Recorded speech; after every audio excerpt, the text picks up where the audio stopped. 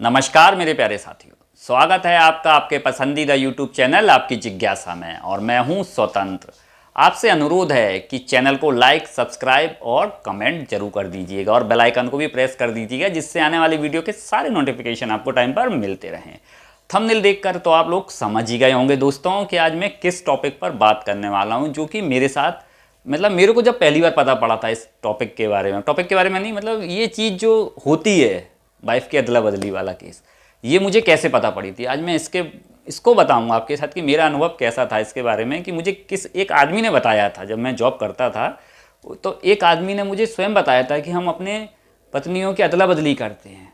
तब मुझे बड़ा अचंभा लगा, तो वो किस्सा आपके साथ मैं शेयर करने चाहता हूँ कि मुझे कैसे बताया उस व्यक्ति ने।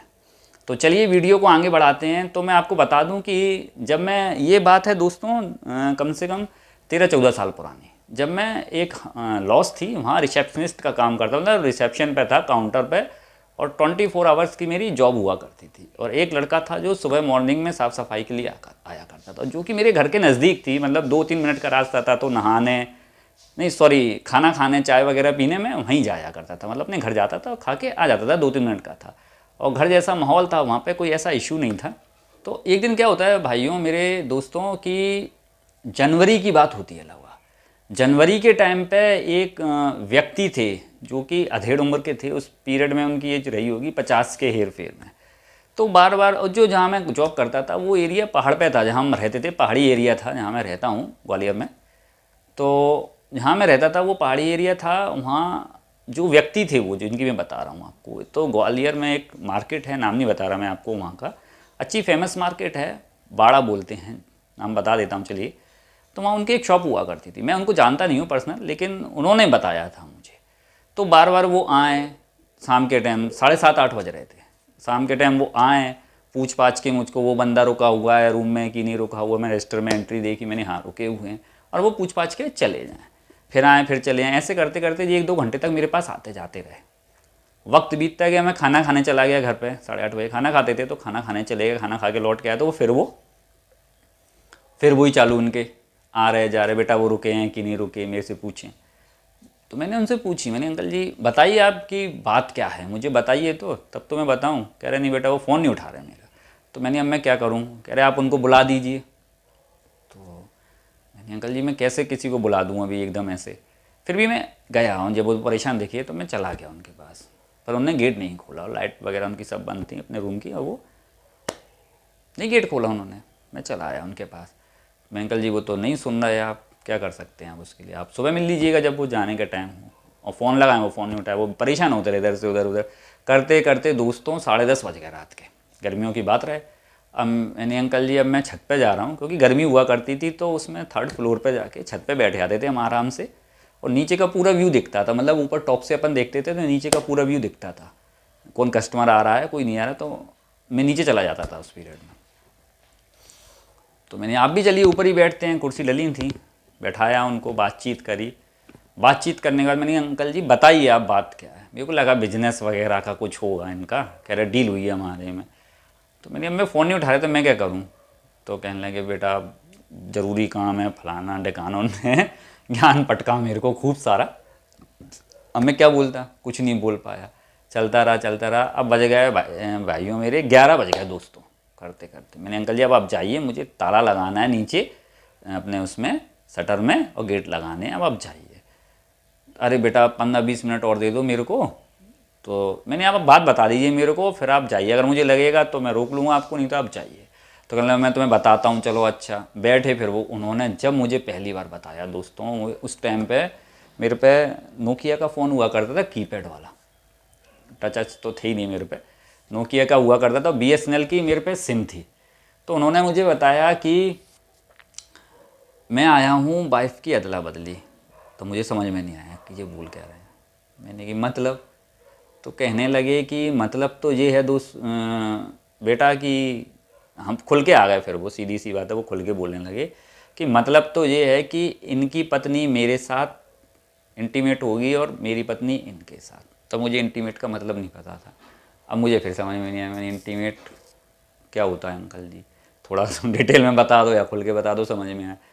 अरे बेटा वो अदला बदली वाला। तो मुझे खुल के बताओ, मुझे नहीं आ रही थी उस टाइम, नहीं आ रही थी मैं समझ में, सही बताऊँ आपको मैं। तो कहने लगे कि हमारी पत्नी इनके साथ सोएगी, और खुल के बोली उनने। फिर तब मेरा दिमाग चकराया, मैंने क्या बोल रहे हो अंकल जी, आप आपकी पत्नी के बारे में बोल रहे हो, आप सोच के बोलिए कुछ। नहीं बेटा मैं सही बोल रहा हूँ, यही है। तो मैंने अंकल जी क्या है ये, मैं खुद सन्न रह गया उस पीरियड में कि ये बेचारे काय के 50 साल की उम्र, क्या बुद्धि के थे, मैं क्या बोलूँ आपसे दोस्तों, पर क्या कर सकते हैं। फिर मेरी आदत है डीप में जाने की। मैंने अंकल जी शुरुआत कैसे हुई बताओ ज़रा, हम भी तो सुन लें, अब जब बात छेड़ी है आपने। तो उन्होंने कही हमारे बहनोई का लड़के की बर्थडे थी शायद जयपुर में, मतलब राजस्थान का कोई सिटी थी शायद, जयपुरी थी, वहाँ हम गए हुए थे। तो मेरी पत्नी, मतलब उनके अंकल जी की जो पत्नी थी, वो अपने बहनोई के साथ, बहनोई नहीं, बहन का पति, हाँ बहनोई के साथ, मतलब अपने साड़ू के साथ, मेरे साड़ू के साथ, मेरे को रात में ने ऐसे ऐसे करा, सो रहा जग रहा, और चुपचाप चली गई। रात में जब वो आई दोबारा रूम में, तो मैंने उनको पकड़ ली, मैंने ये क्या है। तो मैंने कि जब वो मेरी पत्नी के साथ कर सकता, उनकी सोच बता रहा हूँ मैं, वो जो बोल रहे थे वो शब्द बता रहा हूँ मैं, जो मेरी पत्नी के साथ कर सकते मैं उनकी पत्नी के साथ कर रहा हूँ, अब तो मैं कराना पड़ेगा, मतलब अपनी बीवी से कह रहे हो। सोचो जरा आप दोस्तों। फिर उसके बाद उन्होंने की बीवी के अब क्या करवाया क्या नहीं करवाया उन्होंने इतना नहीं बताया, लेकिन कह रहे हमारा जब से शुरुआत हो गया, मेरी पत्नी किसी को भी लाती हैं, कुछ भी, हम खुल चुके हैं, मुझे आपत्ति नहीं है, और मैं कुछ भी करूं उनको आपत्ति नहीं है, हमारे घर में यही है। मैं उनका रहन सहन बताऊं दोस्तों, बहुत हाई फाई रहन सहन था। गले में चेन डली थी, गोल्ड की 2 अंगूठियाँ थीं, अच्छे पैसे वाले थे वो, 4 व्हीलर से आए थे। और सोचिए ज़रा, और क्या बोलूँ मैं आप उनके बारे में, कुछ नहीं बोल सकता, क्या कह सकते हैं।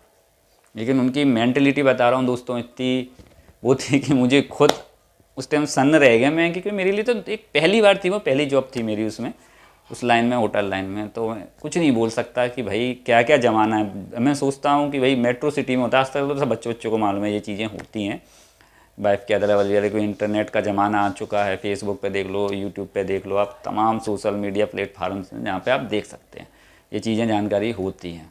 फिल्म भी है शायद अक्षय कुमार की एक।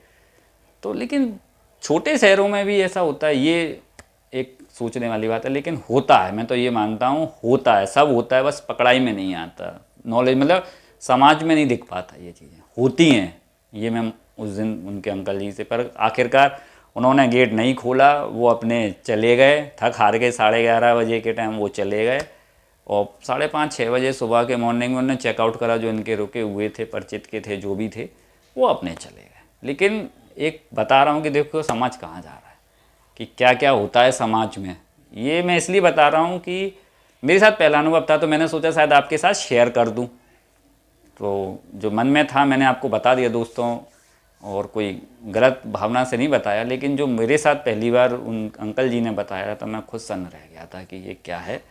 तो दोस्तों ये आपको कैसा लगा कमेंट करके ज़रूर बताइएगा, और चैनल को लाइक सब्सक्राइब जरूर कर लीजिएगा। और नेक्स्ट कहानी में क्राइम के ऊपर ही लाने वाला हूँ, लखनऊ केस के ऊपर, तो उस पर अपन बात करेंगे और उसके बारे में वीडियो बनाएंगे। और दोस्तों बैकग्राउंड मेरा ऐसा ही है, तो मैं उसमें कुछ नहीं कर सकता। और तो चलते हैं, अब आज्ञा दीजिए आप मुझे, तो मिलते हैं किसी नेक्स्ट कहानी के साथ, तब तक के लिए धन्यवाद दोस्तों।